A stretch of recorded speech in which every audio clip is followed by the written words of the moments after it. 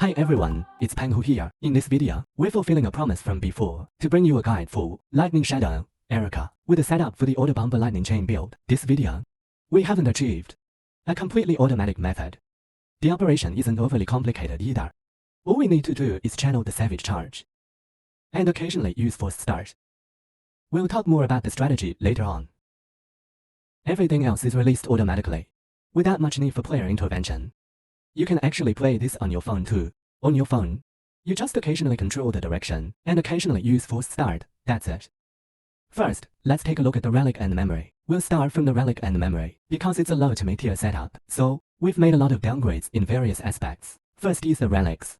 We chose this affix that cannot become immune to shock. When immune to shock becomes immune to shock damage, adds base 19 shock damage. This prevents being shock. But if we have this immunity to shock affix, we can be immune to the damage caused by shocks. This way, we can avoid level 75 trait, static meteor, causing damage to ourselves, because we'll also be affected by feline figure shock damage. This avoids this negative effect. Then for the relics, we choose the prototype of cat power generation conjecture. Why the prototype? Because we can't afford cat power generation conjecture, it's too expensive. Then for the relics, we choose two identical ones that buff movement speed and cooldown recovery speed. I mentioned this in the previous video. Movement speed has a significant impact on our damage, but in the previous video, I didn't handle it properly. But now we have an advanced strategy, but at the same time, it requires some adjustments on the slate. As this character is mid to low tier, we can't reach level 20 all the way. The highest should be level 19 all the way. Currently, this character is at this level, but it should reach level 18, or even level 17 when dummy testing, because of the low setup.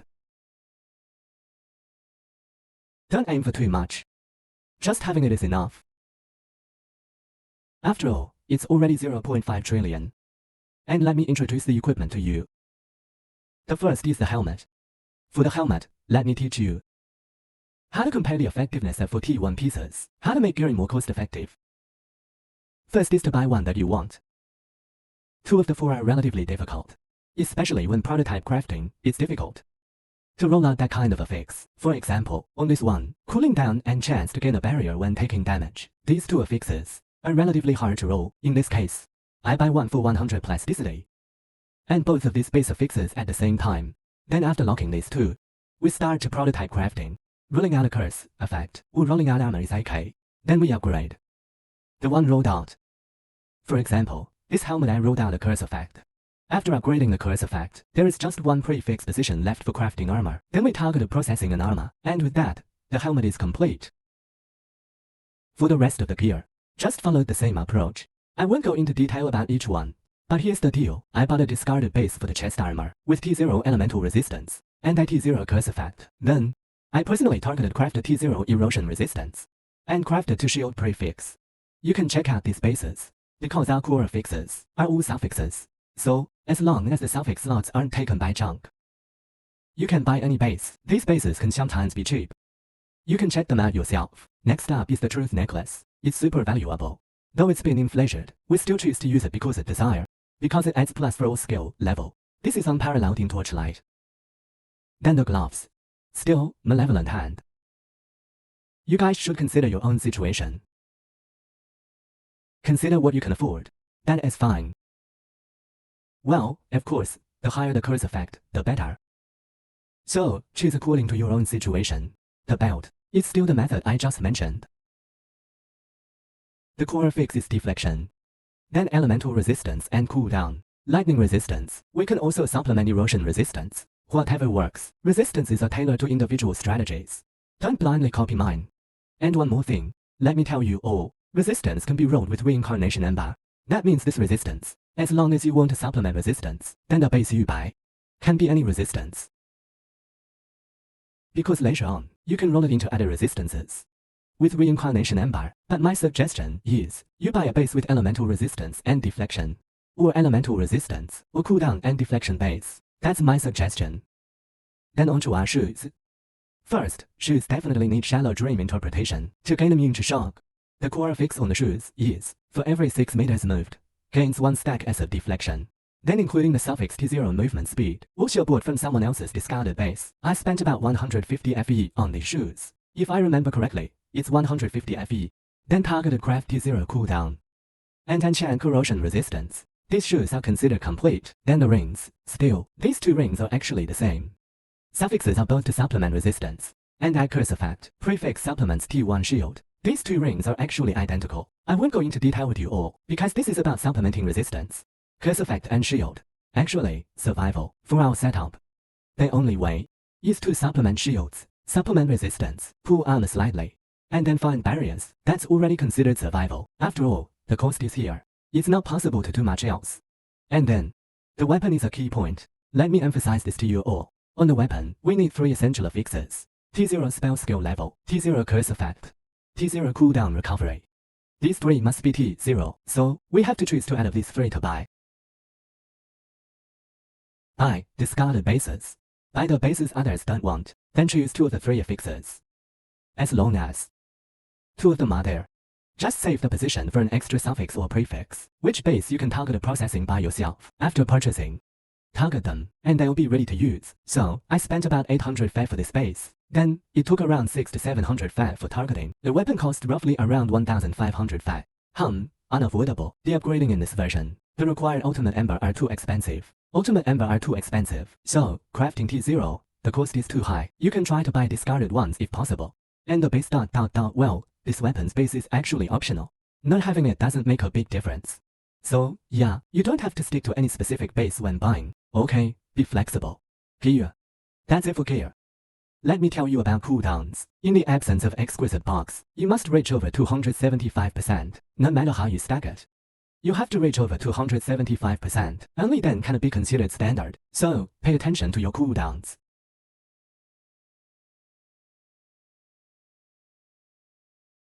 Now on to talents. Let's take a look at talents. There's not much to say about talents, just copy them entirely. For talents of the Goddess of Hunting, the setup is like this, and let me emphasize one point again. In my previous video, I had Paralyze on my slate, so I picked Perception, because I don't have my ability skill. Flicker wouldn't help, so I went for Perception. Many people, even without Paralyze on the slate, pick Perception, or try to forcefully find Paralyze on the slate. Then go for Perception. All I can say is, copying must be accompanied by your own understanding of the game. You must use your brain more. Don't just copy blindly. Completely copying what I do is completely different, bro. And these past few days, many people have come to asking me why they're copying my videos entirely. But the damage and all aspects are completely different from mine. To that, I can only answer. Watch more videos. Pay attention. Don't always fast forward. Everyone must have some of their own understanding. Think about it a bit. Then do it. Bladder Runner. Then Shadow Mage.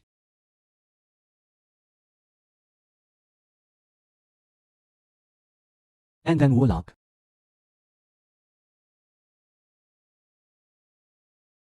One thing to note about Warlock is because there are 2 extra activation mediums in skills, so energy is more tight. At this time, you need to point it out to cut back on the defense layers on defensive skill. That would be much better.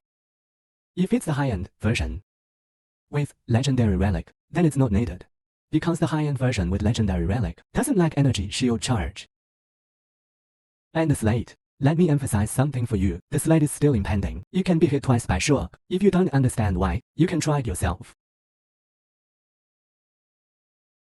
Then a corner of divinity. 3 pieces. All of them have +1 jumps. God of War's divinity, the base we chose, is +8% additional damage taken by enemies in proximity.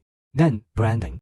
30% chance to gain 1 stack of any blessing when triggering a skill. First is +8% additional damage taken by enemies in proximity. This can also be hit twice by shock. It's a huge boost. 30% chance to gain 1 stack of any blessing when triggering a skill is how we get blessings, which is important. So, I suggest you just follow my approach, and you'll be fine. Now, about Goddess of Hunting's divinity.